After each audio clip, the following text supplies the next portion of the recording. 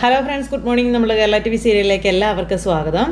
അങ്ങനെ നമ്മുടെ മനു വീട്ടിൽ വന്നിരുന്ന് ശരണ്യയുടെ വീട്ടിൽ പോയ കാര്യങ്ങൾ പറയുമ്പോഴേക്കും ശരണ്യയോട് ഹരിയുടെ കാര്യം ചോദിച്ചോ എന്ന് കമല ചോദിച്ചു. അപ്പോൾ കമലയോട് ഹരി പറഞ്ഞത് ഹരിയുടെ കാര്യം പറയാനായിട്ടൊന്നും അല്ല പോയതെന്നാണ് മനു പറഞ്ഞത്. അത് കേട്ട് കഴിഞ്ഞപ്പോൾ നീയൊക്കെ പിന്നെ എന്തിനാ പോയതെന്ന് ചോദിച്ചു. അപ്പോൾ ഞാൻ ഇന്നലെ വീട്ടിൽ ചെന്നപ്പോൾ അവിടെ ഷാജി എന്ന് പറയുന്ന ഒരാൾ വന്നിട്ടുണ്ടായിരുന്നു. അദ്ദേഹമാണല്ലോ അലീനെ അന്ന് ഇതിൽ നിന്ന് രക്ഷിച്ചത്. അദ്ദേഹമായിട്ട് സംസാരിച്ചു കഴിഞ്ഞ് അങ്ങനെയാണ് അലീന ശരണ്യയുടെ വീട്ടിൽ പോയതെന്ന് പറഞ്ഞു. അവിടെ ചെന്നിട്ടാണെങ്കിലും ഹരിയുടെ കാര്യമൊന്നും സംസാരിച്ചില്ല. ഒരു തെറ്റും ചെയ്യാത്ത രോഹിത്തിന് വേണ്ടി അവൾ സംസാരിച്ചില്ല. പിന്നെയല്ലേ ഹരിയുടെ കാര്യം. എന്നിട്ട് ഞാൻ നാണം കെട്ട് അവളോട് ചോദിച്ചപ്പോൾ അവൾ പറഞ്ഞു എന്നോട് എന്ത് കാര്യമാണെന്ന് നിങ്ങൾക്ക് അറിയാവോ, തെറ്റ് മാത്രം ചെയ്യുന്ന ഒരുത്തന് ഇനി ഭൂമിയിൽ അല്ലെങ്കിൽ ഈ സമൂഹത്തിൽ ജീവിക്കാൻ യോഗ്യതയില്ല എന്നാണ്.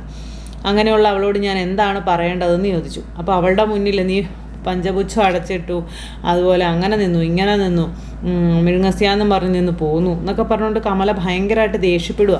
അപ്പോൾ അത് കേട്ട് കഴിഞ്ഞപ്പോഴത്തേക്കും മനു ഒരു വാക്കിന് പോലും വിട്ടുകൊടുക്കുന്നില്ല. അപ്പം നിനക്ക് കൂടപ്പറപ്പ് സ്നേഹമില്ല എന്നൊക്കെ പറയുമ്പം അമ്മയ്ക്ക് എന്താ അവളുടെ മുന്നിൽ പോയി നിന്ന് സംസാരിച്ചാൽ, അല്ലെങ്കിൽ അമ്മയുടെ മകന് വേണ്ടിയിട്ട് അമ്മയ്ക്ക് പോയി ചോദിച്ചാൽ എന്താ, അമ്മയ്ക്ക് എന്താ അമ്മയുടെ മകനോട് സ്നേഹമില്ലേ, അമ്മയുടെ കുടുംബത്തോട് അമ്മയ്ക്ക് സ്നേഹമില്ലേ എന്ന് ചോദിച്ചു. അപ്പോൾ ഹലീനയുടെ കാല് പിടിക്കാനോ ഞാനോ, അതിന് വേറെ ആൾ ജനിക്കണം. ഈ കമലയുടെ പട്ടി വരും, പട്ടി. അപ്പോൾ എന്താ മോനോടുള്ള സ്നേഹം ഇല്ലേന്ന് ചോദിച്ചു. നിങ്ങളൊന്ന് നിർത്താവോ എന്നും ചോദിച്ചുകൊണ്ട് ശിവേട്ടൻ അന്നേരം ദേഷ്യപ്പെട്ടു. ഇവൻ പറയുന്നത് കേട്ടില്ലേ ശിവേട്ടാന്ന് ചോദിച്ചപ്പോൾ കേട്ടു, ഒന്ന് നിർത്ത് എന്നും പറഞ്ഞ് ഇങ്ങനെ ദേഷ്യപ്പെടുക. ആ സമയത്ത് അത് പിന്നെ ഞാൻ അലീനയോട് ആ ഒരു കാര്യം മാത്രമല്ല പറഞ്ഞത്, മറ്റൊരു കാര്യം കൂടി പറഞ്ഞിട്ടാണ് വന്നത് എന്ന് പറഞ്ഞു. മറ്റെന്ത് കാര്യമാണെന്ന് ഇവർ ചോദിക്കുമ്പം എനിക്ക് അലീനയെ ഇഷ്ടമാണെന്നും കല്യാണം കഴിക്കാൻ താല്പര്യമുണ്ട് എന്നും പറഞ്ഞിട്ടാണ് ഞാൻ ഇങ്ങോട്ടേക്ക് പോകുന്നതെന്നുള്ള കാര്യം മനു ഇങ്ങനെ അച്ഛനോടും അമ്മയോടും പറയാനുള്ളത് ഞാനിപ്പോൾ പറഞ്ഞു. ഇനി നാളെ കേട്ടില്ല, കണ്ടില്ല, പറഞ്ഞില്ല എന്നൊന്നും പറയാൻ ആരും നിന്നേക്കരുത്. എൻ്റെ ജീവിതത്തിൽ അലീനയല്ലാതെ മറ്റൊരു പെണ്ണില്ല എന്ന് മനു അച്ഛനോടും അമ്മയോടും തറപ്പിച്ചു പറയുകയും ചെയ്തു.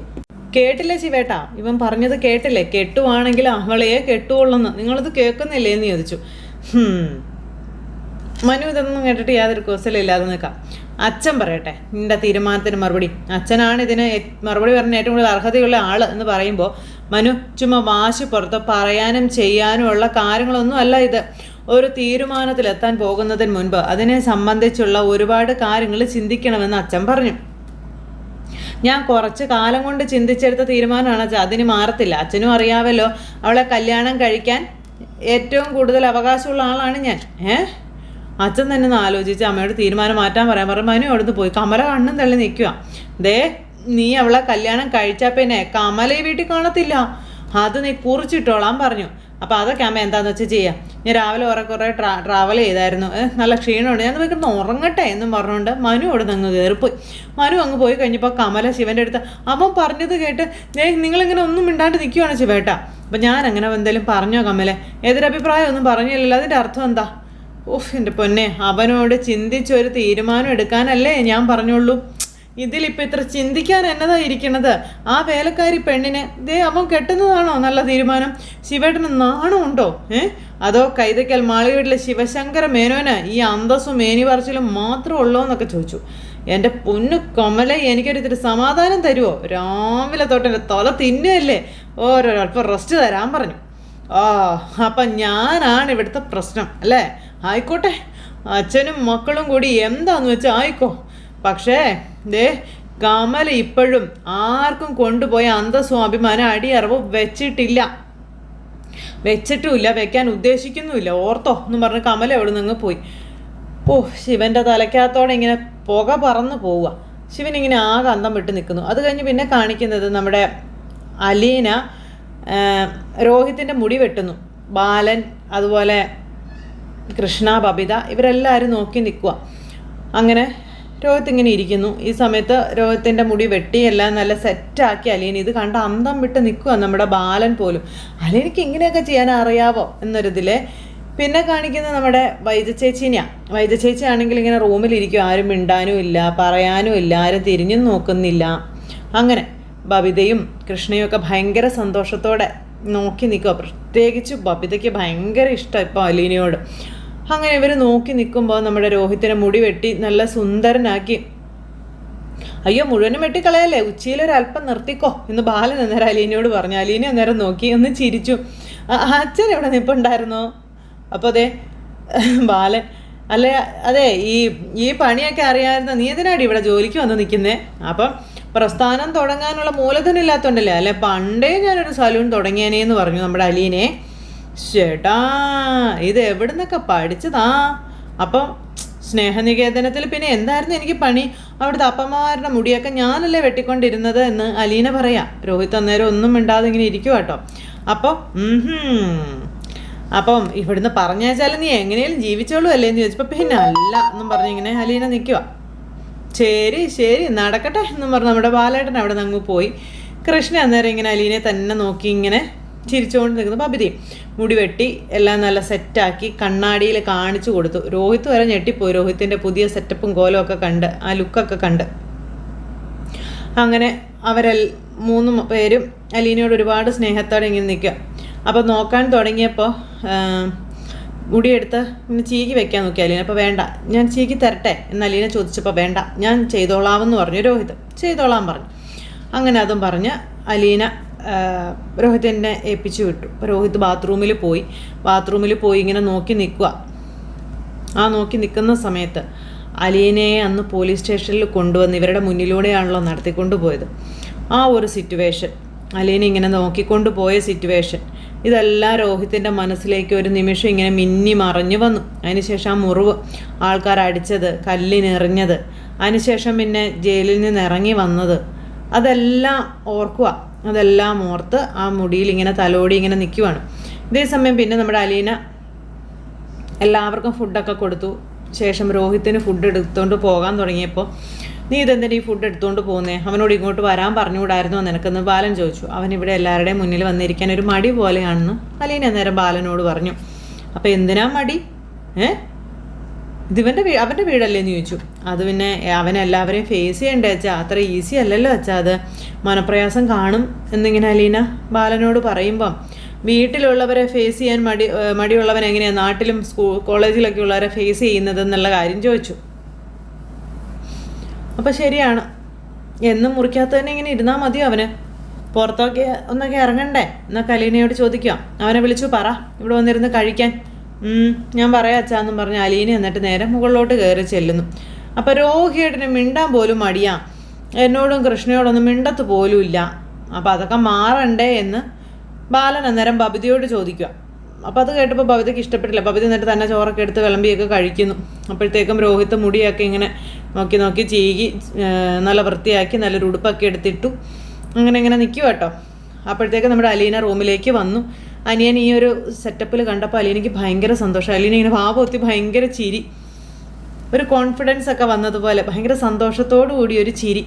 അകത്തേക്ക് കയറി ചെന്നിട്ട് അനിയനെ ഇങ്ങനെ അടിമുടി നോക്കുക. രോഹിത് ഒരു ചെറിയ ചിരിയൊക്കെ ആയിട്ട് ഇങ്ങനെ നിൽക്കുക കേട്ടോ. കൊള്ളാം, സുന്ദരനായിട്ടുണ്ട് കേട്ടോ. ആ പഴയ പേക്കോലൊക്കെ എവിടെ പോയി? ഇപ്പോൾ ഒരു ഡിസിപ്ലിനൊക്കെ ആയെന്ന് പറഞ്ഞു. അപ്പോൾ തരക്കേടില്ലല്ലേ? അപ്പോൾ സുന്ദരനായെന്നേ, ഒന്നും പറയാനില്ല കേട്ടോ. ഇനി ഇങ്ങനെ അങ്ങ് പോയാൽ മതി കേട്ടോ എന്ന് അലീന ഇങ്ങനെ പറഞ്ഞപ്പം എനിക്ക് ഒരു എനർജി കിട്ടിയതുപോലെയാണെന്ന് രോഹിത് അലീനയോട് പറയുക. താഴേക്ക് വാ, ചോറെടുത്ത് വെച്ചു, നമുക്ക് അച്ഛൻ്റെ കൂടെ ഇരുന്ന് ഊണ് കഴിക്കാമെന്ന് പറഞ്ഞു. അന്നേരം താഴെയോ? നമ്മുടെ ഊണുമുറിയിൽ. എന്താ അതിന് കുഴപ്പം? എത്ര നാളായി നമ്മൾ ഒന്നിച്ചിരുന്ന് ആഹാരം കഴിച്ചിട്ട് എന്നൊക്കെ അലീന ഇങ്ങനെ ചോദിക്കുക. അപ്പം അപ്പം അച്ഛൻ പറഞ്ഞു നിന്നെ അങ്ങോട്ട് വിളിച്ചുകൊണ്ട് ചെല്ലാൻ, നിന്നെ വഴക്ക് പറയാനല്ല, നിൻ്റെ കൂടെ ഇരുന്ന് ചോറുണ്ണാനേ അച്ഛനൊരാഗ്രഹം, അതിനാ. അത് വേണം. ഇത്രയും ദിവസം നിനക്കുള്ള ഭക്ഷണം ഇവിടെ കൊണ്ട് തന്നതേ നിനക്ക് സുഖമില്ലാത്തത് കൊണ്ടാണ്. ഇപ്പം നിൻ്റെ അസുഖമൊക്കെ മാറിയില്ലേ, ഇനി എന്താ നിനക്ക് പ്രശ്നം? അപ്പോൾ എനിക്കുള്ള ഊണ് ഇങ്ങോട്ട് കൊണ്ടുവന്നാൽ മതി പ്ലീസ് എന്ന് പറഞ്ഞപ്പോൾ പറ്റത്തില്ല നീ താഴേക്ക് വരാൻ പറഞ്ഞു. അപ്പോൾ അലീന അങ്ങ് പോയപ്പോഴത്തേക്കും അലീനേച്ചി എന്നും പറഞ്ഞൊരു വിളി. ഇത് കേട്ട് അലീന നടുങ്ങി. അലീന തിരിഞ്ഞിങ്ങനെ നോക്കുക നിറ കണ്ണുകളോടെ. നീ അങ്ങനെ തന്നെയാണോ വിളിച്ചേ എന്ന് അലീന ഇങ്ങനെ ചോദിക്കുക കേട്ടോ. നീ ശരിക്കും എന്നെ അങ്ങനെ വിളിച്ചതാണോ എന്ന് ചോദിച്ചപ്പം കൃഷ്ണ വിളിക്കുന്നുണ്ട്, ബബിത വിളിക്കുന്നുണ്ട്, അവരെല്ലാം അലീന ചേച്ചി എന്നല്ലേ വിളിക്കുന്നത്, പിന്നെ ഞാനെന്തിനാ വിളിക്കാതിരിക്കുന്നത്? ഞാൻ വിളിക്കുന്നത് കൊണ്ട് എന്താണെന്ന് ഇങ്ങനെ ചോദിച്ചപ്പോഴത്തേക്ക് അലീനയ്ക്ക് പറഞ്ഞറിയിക്കാൻ പറ്റാത്ത സന്തോഷം. ആരെങ്കിലും പറഞ്ഞിട്ടാണോ നീ എന്നെ അങ്ങനെ വിളിക്കുന്നതെന്ന് ചോദിച്ചപ്പം അല്ലാന്ന് പറഞ്ഞു.